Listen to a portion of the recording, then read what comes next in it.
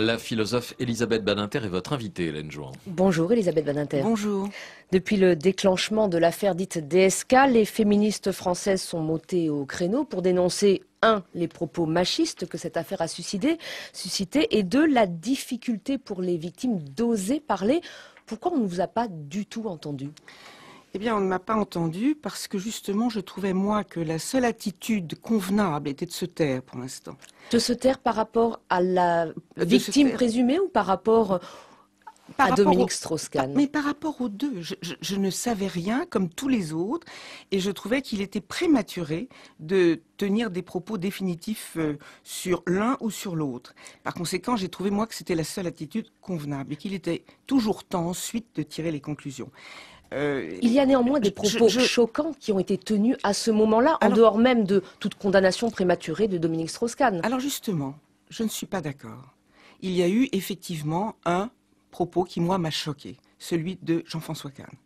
Pour le reste, on a fait quelque chose que je trouve extrêmement mal à l'égard de Jack Lang. Je tiens à dire ici quand il a dit « il n'y a pas mort d'homme ». C'est une honte que et les féministes qui s'en sont pris à ce propos et la presse qui l'a repris dans son ensemble, de ne pas citer la phrase dans son entier, qui dénaturait complètement l'intention de Jack Lang. Il a simplement dit, quand on connaît la justice américaine, eh bien, quand il n'y a pas crime de sang, c'est-à-dire mort d'homme, en général, on est libéré sous caution. Mais alors, or, attendez, comment se fait-il que nous retrouvions dans tous les articles aujourd'hui, des éditorialistes, des témoins, des féministes, cette phrase, entre guillemets, qui dénature un propos. Et tout ça pour dire quoi?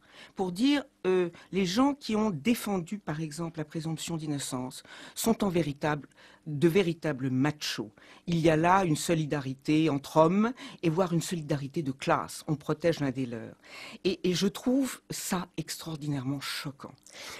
J'attends que les politiques, les éditorialistes et les féministes, parce que ça m'est cher, arrêtent de prendre des propos comme ça pour simplement conforter un propos. C'est inadmissible. Mais vous avez l'impression qu'elles se sont servies d'un prétexte. Elles ont pourtant porté un combat. Est-ce que vous jugez ce combat légitime ou illégitime? Le combat est parfaitement légitime. Mais je vous arrête tout de suite. Je ne parlerai pas globalement en disant les féministes, je dirais des féministes. Alors lesquelles? Avec des propos, des associations de défense des femmes et de défense de violences faites aux femmes qui sont parfaitement légitimes. Je reproche simplement deux choses.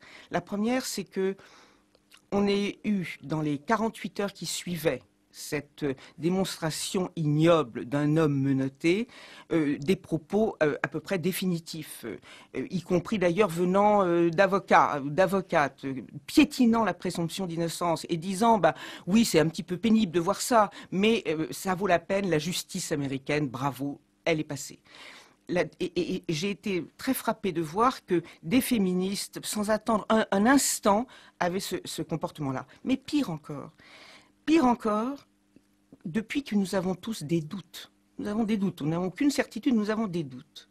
Est-ce qu'il n'aurait pas été convenable, de la part de ceux et celles qui ont crié le plus fort, d'avoir un mot de regret?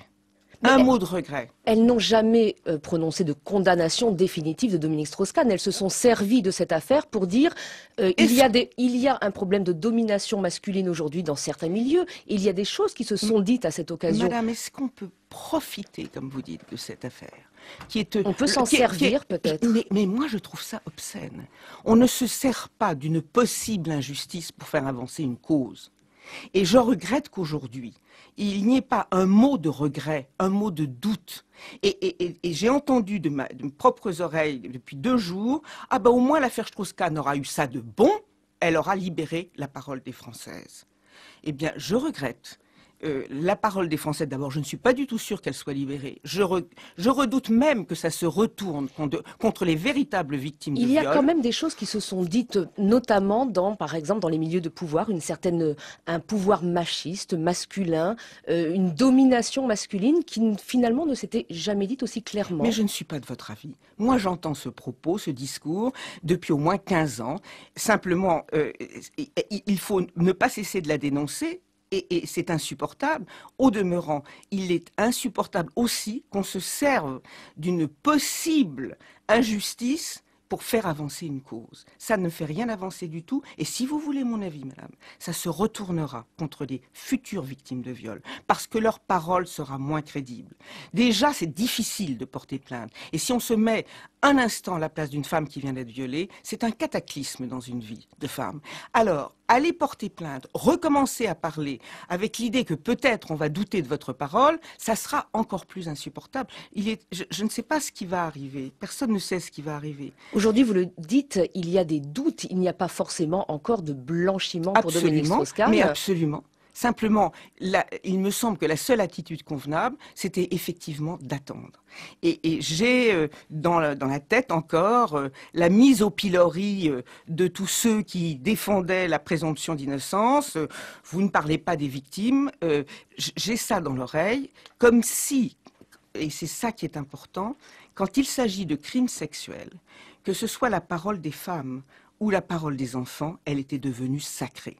Il est absolument impossible, sous peine des pires propos, de se dire peut-être un enfant raconte des bobards et peut-être qu'une femme ne dit pas la vérité. Donc là, vous y avez vu le procès d'un homme et des hommes et pas forcément la vérité. Exactement. Et je voudrais simplement dire, moi j'ai gardé en tête l'affaire Outreau, n'est-ce pas? On n'en a tiré aucune leçon. J'ai encore en tête l'affaire de Bruay en Artois, parce que c'était un notaire, un homme riche du Nord qui avait soupçonné d'être tué une pauvre fille. Eh bien, toutes ces leçons-là, nous les avons oubliées. Vous avez l'impression que cette affaire, finalement, a renforcé la guerre des sexes et le combat entre les sexes ?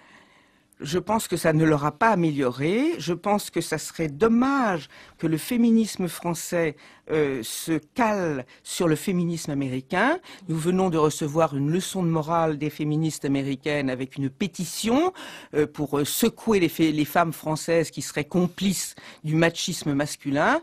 Eh bien, je regrette, je n'appartiens pas à celle-là. Merci Elisabeth Badinter. Je vous en prie.